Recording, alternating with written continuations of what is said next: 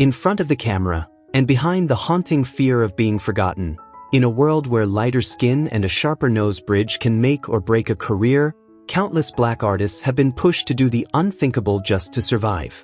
One television actress, once celebrated as a symbol of intelligence and undeniable charisma, reappeared on screen with a disturbingly glossy forehead that told a deeper story. What you are about to witness has nothing to do with makeup or fashion. Behind these altered faces lie open social wounds, deep-rooted prejudice, and the quiet agony of having one's natural beauty stripped away. These are 23 painful and tragic journeys of silent reinvention. Prepare yourself for a heartbreaking journey of truth. Watch bravely until the very end, and don't hold back from sharing how it makes you feel in the comments. Melba Moore. Melba Moore. The woman who changed her nose, and, in many ways, changed her destiny. They once called her the woman whose career was shaped by her nose, not as a compliment, but as a whisper that has followed her since 1970. A Broadway powerhouse, a Tony Award winner, Melba Moore stood shoulder to shoulder with the biggest stars of her generation. Yet behind the red velvet curtain, her life unfolded as a quiet battle against prejudice, disappointment, and the unspoken pressure of Hollywood's unforgiving gaze. When Melba was still young, she auditioned for a new sitcom set to air nationwide. The meeting should have been a turning point. Instead, the director delivered a sentence that cut deep. "You have talent, but your face isn't right for national television." 3 weeks later, the industry was stunned. Melba appeared again, her face subtly transformed. Her nose slimmer, neater, closer to what Hollywood called acceptable. And almost immediately, she got the role. From that moment on, her career soared. But so did the rumors. In a 1985 interview, an old friend, a fellow singer from the same era, recalled seeing Melba sitting alone in her dressing room, quietly touching her new nose, letting out a long sigh. "If only I didn't have to change my face just to be myself," she once murmured. Loyal fans noticed a change too. Not in her talent, not in her professionalism, but in her eyes. The raw vulnerability, the pain that once poured through every note, felt harder to recognize. People began to ask, does she regret it? Melba never answered directly. But in a late 90s interview, when questioned about beauty, she offered only one line. "True beauty is when you don't need permission to be yourself." Maybe she made the choice she needed to survive in a brutal industry. Still, many, especially those who remember her early years, can't forget the original face. A face that never asked for approval. And sometimes we're left wondering, with a voice that powerful, did it ever really need to change at all? Billy Preston. Billy Preston. The man who came back from a collision and never quite got his old face back. Known as the Fifth Beatle, the Talking Hammond, the unruly funk soul spirit of the 20th century, Billy Preston played alongside the Beatles, the Rolling Stones, and everyone who mattered. But few people know that a devastating car accident in 1972 didn't just nearly end his life, it erased an image the world had already fallen in love with. Before the crash, Billy was pure electricity, a street-born prodigy with a halo of curls, a mischievous grin, and eyes that danced as wildly as his fingers. After the accident in Los Angeles, he vanished from television for nearly a year. When he finally resurfaced during a 1973 performance, audiences were stunned. His cheekbones looked hollow, his jaw sharper, his nose noticeably refined. Fans whispered the same question. Was the accident really that severe, or did Billy take the moment to reinvent himself? A lighting technician once recalled seeing Billy sitting alone backstage, staring into a mirror for a long time before letting out a quiet laugh. "This new face is more marketable," he said softly, "but the old face, that one was mine." A black journalist in Chicago later wrote, Billy Preston didn't just survive the crash. He was split in two, the pure artist and the icon reshaped to appeal to white audiences. Billy never confirmed undergoing facial surgery, yet the transformation was undeniable. Whether it was reconstruction or a calculated career choice remains unanswered. Perhaps the truth rests with him now, where no one asks about his nose, only remembers the sobbing keys of his Hammond organ, sounding like the muted cry of a generation forced to reshape itself to survive. Billy Preston left behind a quiet lesson. Artists are not only musicians. They are human beings, fighting every day with the image the world demands of them. Miki Howard. Miki Howard, the beauty with a reborn face. If there is one artist who made audiences pause and whisper, "Who is she?" After only a few short years, it was Miki Howard. Her voice was silky and feminine, yet carried undeniable strength. But what captivated and unsettled listeners wasn't just her singing. It was her face, which seemed to transform with every new album cover. In the early 1980s, Miki appeared as a brown-skinned beauty with gentle features, a rounded chin, and dreamy, expressive eyes. Then came 1986. In the "Come Share My Love" music video, audiences were stunned. Her eyes looked sharper, her chin suddenly pointed, her expression colder, almost distant. Rumors spread quickly. Many believed she had undergone chin implants and eyelid lifts to reinvent her image. That day, everyone on set was confused, recalled a makeup artist who worked with her. Miki was so striking we couldn't even decide how to paint her face. A music journalist later observed, "It felt like she traded softness for sharpness, not because she wanted to, but because the industry demanded it." Older fans grew nostalgic. "She's still beautiful," they said, "but I miss the woman she used to be." Years later, when Miki released a film inspired by her own life, many wondered if she regretted that transformation. She never directly addressed surgery. Yet near the film's end, one quiet line lingered, "I used to want to be so beautiful that no one could deny it. Now, I just want to sit quietly in a room and still be accepted." Her face may have changed, but her aching ballads remain, and within those songs, audiences can still glimpse the brown-skinned girl who never needed to change a thing to be worthy of love. Clifton Davis. Clifton Davis was once known as the angel-faced man behind television's most reassuring smile. In the 1970s, his refined features and gentle charm made him a standout, earning him the reputation as one of black television's most handsome leading men. But Davis was far more than a pretty face. He was a gifted songwriter who penned music for the Jackson 5, and a beloved actor whose role on the sitcom Amen cemented his place in American pop culture. Yet beneath that polished image lived a man quietly at war with his reflection. Raised in a traditional Chicago household, Clifton grew up carrying a painful belief that he was never quite attractive enough to be truly loved. In a rare 1992 interview, he admitted that classmates had mocked his long chin and crooked teeth, wounds that never fully healed. That shame followed him into adulthood, tightening its grip as he entered Hollywood, where perfection was currency. One producer allegedly told him, "You've got talent, but your face doesn't meet what audiences expect." In 1974, Clifton vanished from the screen for nearly 6 months. When he reappeared on an evening television show, viewers noticed immediately. His chin looked slimmer. His smile appeared straighter, more sculpted, though no official explanation was ever given. Industry insiders quietly speculated about jaw and dental surgery. A close colleague later recalled, "Clifton never talked about it, but I'd see him studying his reflection, like he was still learning how to recognize himself." Public reaction was divided. Some praised his refreshed look, saying he appeared younger and more confident. Others felt an unexpected sense of loss. "I loved his crooked smile," one fan said. "It was real. It was warm." Though his career continued to flourish, Clifton grew more guarded in interviews, retreating from the spotlight. Over time, he turned toward religion and charitable work, as if seeking a fulfillment that fame and appearance could never provide. The new chin may have helped him survive Hollywood's unforgiving glare, but many still remember the young man with the imperfect, honest smile. The change may have been necessary, yet the question remains, does Clifton ever miss his old face, the one that knew pain, laughter, and the courage to love without condition? Freda Payne. Freda Payne, the queen with a blade at her throat. When Freda Payne stepped onto the stage and sang Band of Gold, she didn't just capture ears, she captured a generation. With her classic beauty, deep brown eyes, and a voice tinged with longing, she became the undisputed soul queen of early 1970s R&B. Yet behind the spotlight and the flawless makeup lived a quiet pain few ever saw. Raised in poverty in Detroit, Frida later confessed that her confidence was haunted by one thing as she entered the industry: the deep creases on her neck, an inherited mark she couldn't hide.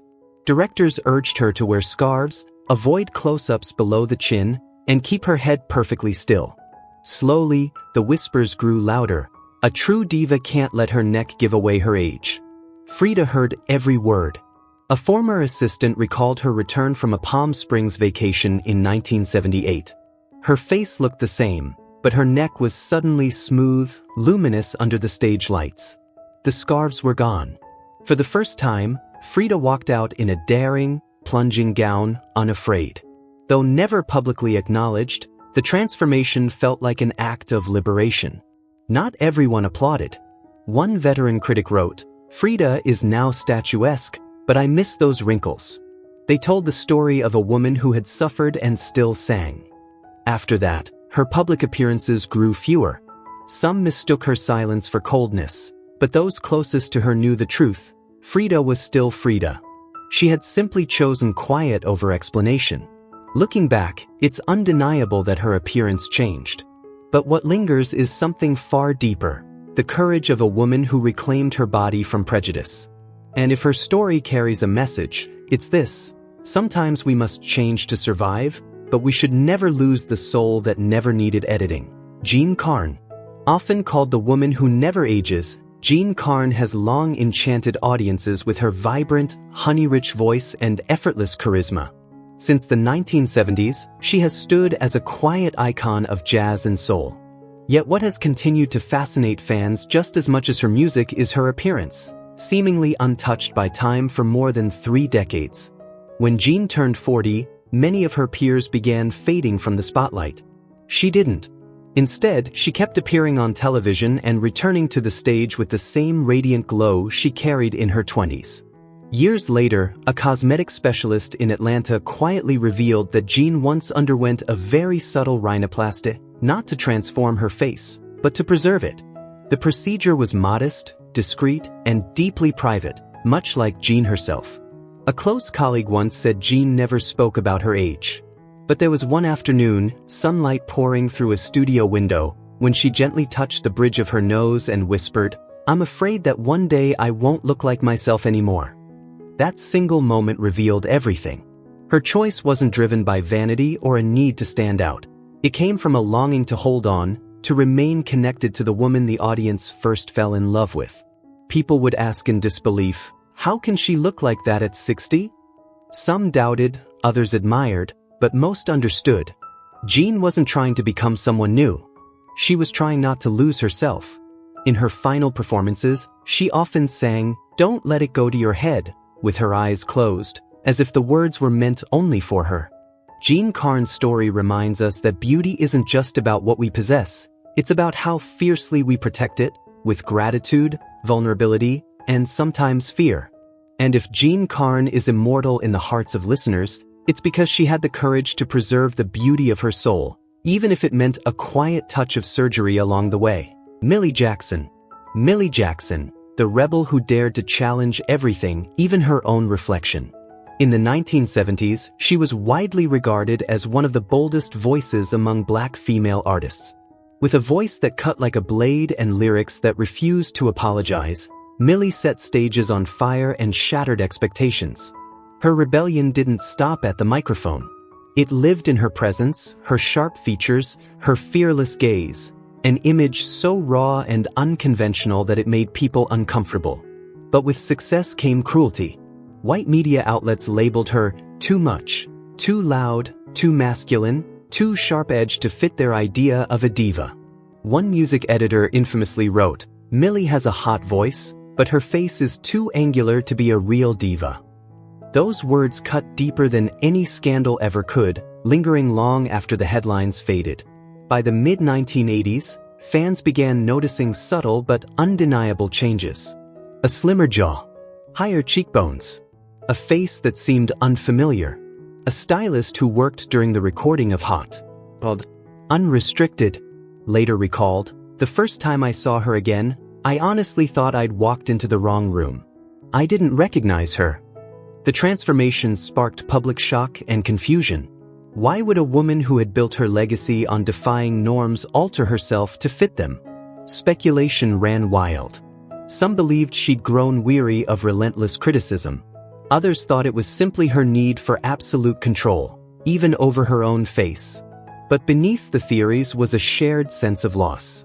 One longtime fan tearfully confessed, "I loved Millie with that fierce, raw smile. She's prettier now, but she's not my Millie." Millie Jackson never confirmed any surgery. She kept singing, kept performing, kept rebelling. Yet her changing face remains an unanswered question, a silent symbol of the cost of fame in a world unwilling to embrace authentic Black beauty. Her story stands as a painful mirror, reminding us that even the most defiant spirits can stumble under beauty standards never meant for them. And that truth is impossible to ignore. Phyllis Hyman.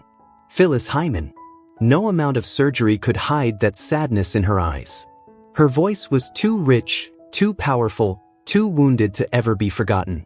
She carried a regal beauty, eyes that seemed to confess secrets, and a quiet loneliness that bled into every note she sang. Yet those very eyes became the first thing people tried to change. Early in her career, Phyllis was quietly dismissed by industry executives who claimed she looked too sad for a polished pop market. A former Arista assistant later revealed, "They told her, 'Fix your eyelids. You look like you've been crying your whole life.'" Months later, audiences saw her return to television with wider, brighter eyes, technically flawless, but stripped of the haunting depth that once defined her presence. Phyllis never publicly admitted to cosmetic surgery, but a close friend recalled her private confession. She said the doctor only made a small adjustment so she'd look happier. But afterward, she felt like she was wearing someone else's face.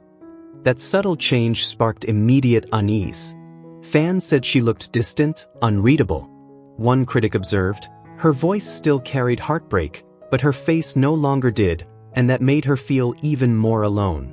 In her diary, Phyllis once wrote, "I don't know who I am when the lights go out." In 1995, she died by suicide at just 45, leaving behind a breathtaking musical legacy and a haunting question about the cost of perfection. Her eyes still live on in old footage, but they are no longer the same. They stand as quiet witnesses to an unseen struggle, one faced by a Black artist forced to choose between authenticity and acceptability. And that is the true tragedy of an industry that never made room for real tears. Vesta Williams. Vesta Williams was the woman who, in many ways, left her original face behind in the 1980s. From the very first note, her voice could send chills down your spine, rich, emotional, and powerful enough to rival Whitney Houston's. Yet talent alone was never enough. Critics labeled her look as too big, too raw, too dark for mainstream success. By the late 80s, fans were stunned when a strikingly different Vesta appeared on the cover of Vesta For You. Her cheekbones were sharper, her eyes more defined, her chin noticeably slimmer. Letters poured in asking, "What did you do to your face?" An industry stylist later claimed Vesta said she only wanted to look cleaner, more presentable, more acceptable for television. The transformation brought renewed attention, but it also left many unsettled. "She looks like a polished version of herself," one journalist wrote. A close friend later revealed that Vesta admitted to surgery and small injections, steps she felt were necessary just to survive in the business. Though she never stopped singing, she was constantly framed as someone trying to become someone else. After her death in 2011, the conversation finally shifted, not to scandal, but to the cost she paid just to be seen. Vesta once said, "Black people are never allowed to be old, fat, or real. I just want to exist." Today, that truth echoes louder than any record she ever made. Donnie Simpson. Donnie Simpson, the man with the unchanging smile. Once upon a time, he was a national treasure, known for his bright grin, kind eyes, and a voice that felt like home. As the beloved host of Video Soul, he wasn't just a TV personality, he was the warm, welcoming face of Black television in the 1980s. But with that fame came an unspoken demand: always shine, never age, never fade. By the mid-1990s, sharp-eyed viewers began to notice something was different. His eyelids sat higher. His jawline looked sculpted, almost unfamiliar. Donnie never addressed it publicly, but whispers of cosmetic procedures, eyelid lifts, jaw surgery, circulated quietly. A former colleague later recalled a moment on set. Donnie walked in, and people instinctively stepped back. Someone joked uneasily, "That smile looks glued on." The audience felt it too. The connection began to fray. One viewer wrote, "I used to see Donnie as a trusted friend. Now I don't know who I'm looking at." Gradually, he retreated from the spotlight, appearing less and less. In a rare moment of honesty, Donnie once admitted, "I believed if I looked good enough, I'd be kept longer." The changes may have helped him hold onto the job, but at a cost. At times, he seemed like a version of himself wearing a mask, smiling without warmth, speaking without intimacy. The question lingered softly in the background. Did he regret it? No one knows. But many viewers do. Some people never needed to change to be loved. And Donnie Simpson, whatever path he chose, still reminds us of a time when television felt human, genuine, and full of heart. Patti LaBelle. Patti LaBelle. New eyes, old pain. An irreplaceable voice. An icon. A warrior, on stage and in life. But as she neared 50, the spotlight didn't just reveal her power, it revealed her humanity. Even her eyes became part of the conversation. Patti once openly shared that she had eyelid surgery to improve her vision. What followed was a storm of whispers. "She doesn't look the same anymore." People murmured backstage, dancers on tour heard it too. Some said she looked like someone else, that it wasn't the Patti who once made them cry from the front row. Her new eyes were sharper, her face younger, but something else had vanished. The fatigue, the softness, the vulnerability that made her feel real. At a press conference, a young reporter asked, "How does it feel to no longer look like yourself?" Patti laughed, loud, fearless, but never answered. The public split in two. Some defended her right to change, to feel better in her own skin. Others said, "I remember your eyes in 1978. They spoke straight to my heart." And the question lingered in the air. Did she regret it? No one truly knows. But one truth remains, beauty never lived in the eyelids. It lived in the memories those eyes left behind. Patti is still Patti. Yet somewhere inside us, we quietly mourn what time and choice took away. Jermaine Jackson. Jermaine Jackson. Once hailed as the most enigmatic face of the Jackson dynasty. In his prime, Jermaine was a soul idol, handsome, composed, and blessed with a deep, velvety voice. He embodied a quiet, confident masculinity during the Jacksons' golden era. But as time went on, his appearance began to shift in ways that left fans unsettled. His nose narrowed. His jawline sharpened. His skin took on a waxy, unfamiliar sheen. This was no longer the gentle imprint of aging. It was a transformation that puzzled and disturbed the public. "I saw Jermaine in person in 1999, one longtime fan recalled. I wasn't even sure it was him. There was something distant, something cold. The warmth was gone." Jermaine never made an official statement, yet questions swirled endlessly. A plastic surgeon told one newspaper, "There are visible signs of rhinoplasty, jaw reconstruction, and subtle fillers around the cheeks." A black cultural editor wrote bluntly, "Jermaine looks like a different version of himself, pushed out of his own past, unable to find his way back." Jermaine rarely addressed the speculation. He still appeared on stage. He still performed. But the sense of familiarity had faded. Some believe the changes came from growing up in a family overflowing with legends. Others see them as the remnants of a man trying desperately to hold on to a vanishing spotlight. Whether he regrets it or not remains unknown. What is certain is this: the deepest cuts are often invisible, leaving scars not on the skin, but in the hearts of fans and across the entertainment world.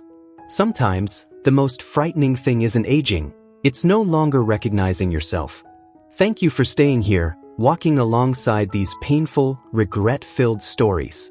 Faces that were once icons have become mysteries no one dares to question. And in the end, what is truly more cruel, the surgeon's blade, or the unforgiving gaze of an audience that refuses to accept the natural face of a black man? Janet Hubert. Once known as America's favorite black mom, Janet Hubert embodied strength, discipline, and warmth as Vivian Banks on The Fresh Prince of Bel-Air. She was sharp, commanding, and deeply loving, a character that felt real to millions of viewers.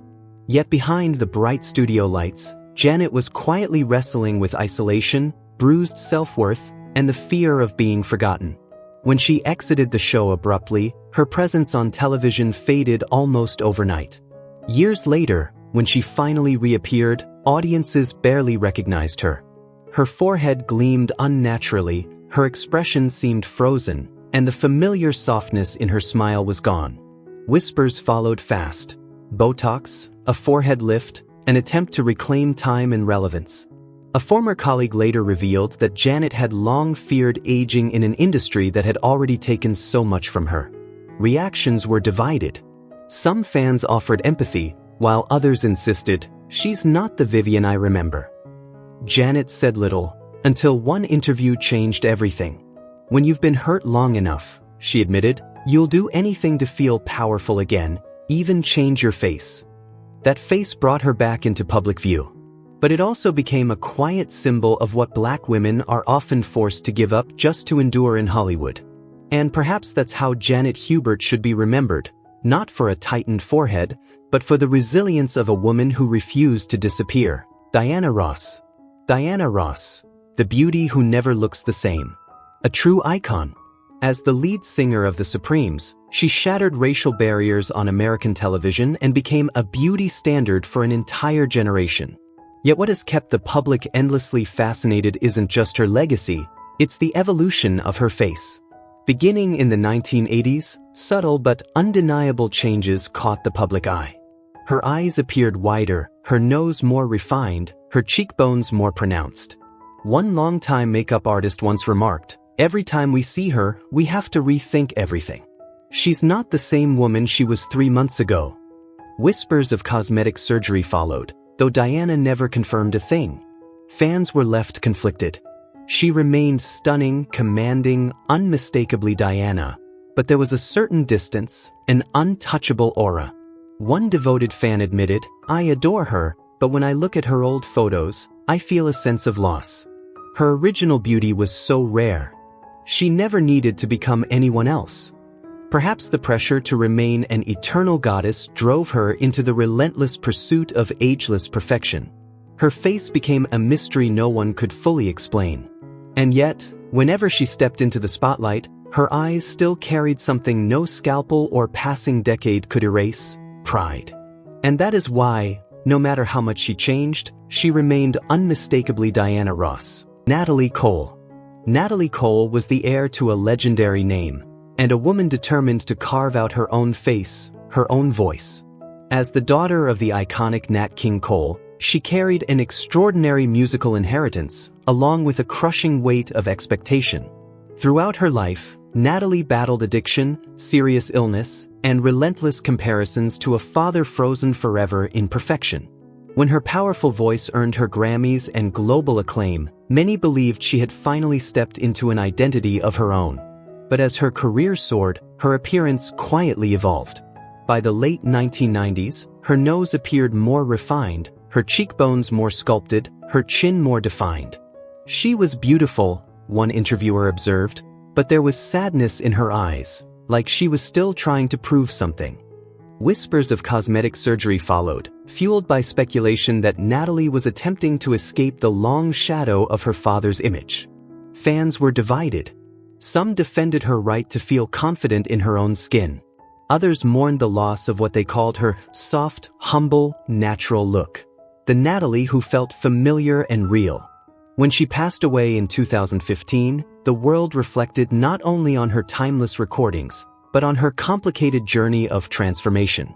Natalie once sang of everlasting love, with a bittersweet smile. Perhaps she was never fully at peace with herself. Yet what endures is not the shape of her face, but the strength of her spirit, the courage to step out of a towering legacy and claim her own place in the light, no matter how many times she had to change to get there. Stephanie Mills. Stephanie Mills. A breathtaking voice, yet a face the world wouldn't leave alone. Stephanie Mills stands as one of the most powerful and soul-stirring Black voices of the 20th century. But from an early age, she was told she was too small, too sharp, too rough to fit Hollywood's narrow definition of beauty. By the time she turned 30, audiences noticed the shift. Her once bold, prominent nose appeared smaller. Her chin more sculpted, more refined. As one recording team member quietly admitted, no one asked, but everyone noticed. The reaction was instant and divided. Some praised her new look, calling her radiant. Others mourned what was lost. "I loved your real nose. It told the story of who you are." Critics argued that in an industry obsessed with whitening and uniformity, Stephanie wasn't chasing vanity, she was chasing survival. When an artist of her magnitude feels forced to alter her face just to remain visible, it stops being a choice. It becomes a heartbreaking plea to stay alive in the spotlight. Lionel Richie. Lionel Richie. The smile that never seems to age. He's the man who made the world smile through his music, timeless melodies, endless charm. Yet for decades, he also left audiences puzzled as his face appeared untouched by time. By the early 2000s, whispers grew louder. Skin impossibly smooth. Cheekbones that barely moved. Headlines buzzed with speculation about Botox and facelifts. One close colleague recalled him saying, "If I age, they call me outdated. If I stay young, they say I'm fake." The public was split. Some admired his youthful look, others felt an unsettling distance. "That smile feels frozen," one middle-aged fan remarked. "It's preserved, but it doesn't feel alive." Lionel, meanwhile, kept singing, kept touring, kept winning. But his face sparked a deeper question, one that goes beyond celebrity. In an industry like this, are black artists only celebrated when they refuse to age? And if we're never allowed to grow old, are we still allowed to be ourselves? Whitney Houston. Whitney Houston. Perfection can be terrifying. For nearly 3 decades, she stood as the ultimate beauty standard for black women. Flawless, radiant, untouchable. But that same perfection became a weight she could barely breathe under.